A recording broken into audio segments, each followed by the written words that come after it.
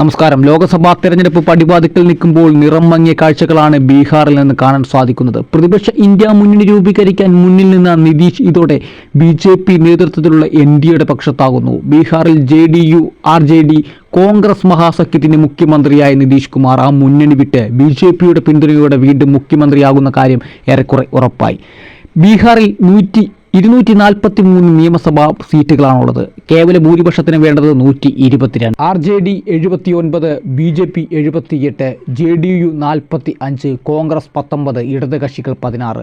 മറ്റു കക്ഷികൾ നോക്കുമ്പോൾ 6 ആണ്. നിതീഷിന്റെ ചാട്ടം ഇതാദ്യമല്ല. 2014 BJP പിന്തുണയോടെ മുഖ്യമന്ത്രിയായിരുന്ന JDUവിലെ ആഭ്യന്തര പ്രശ്നം മൂലം രാജി.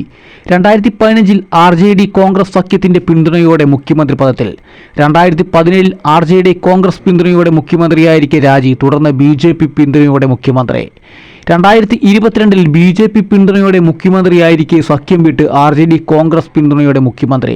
2014 RJD കോൺഗ്രസ് പിന്തുണയോടെ മുഖ്യമന്ത്രിയായിരിക്കെ സഖ്യം വിടാനൊരുങ്ങുന്നു. BJP പിന്തുണയോടെ മുഖ്യമന്ത്രിയാകുന്നു. പിന്തുണയ്ക്കുന്നവർ മാറിയെങ്കിലും സഭയിൽ തനിക്ക് ഭൂരിപക്ഷമുണ്ടെന്ന വാദത്തിന്റെ അടിസ്ഥാനത്തിലാണ് നിതീഷ് വീണ്ടും മന്ത്രിസഭ രൂപീകരിക്കാൻ ഗവർണറോട് ആവശ്യപ്പെടുന്നത്.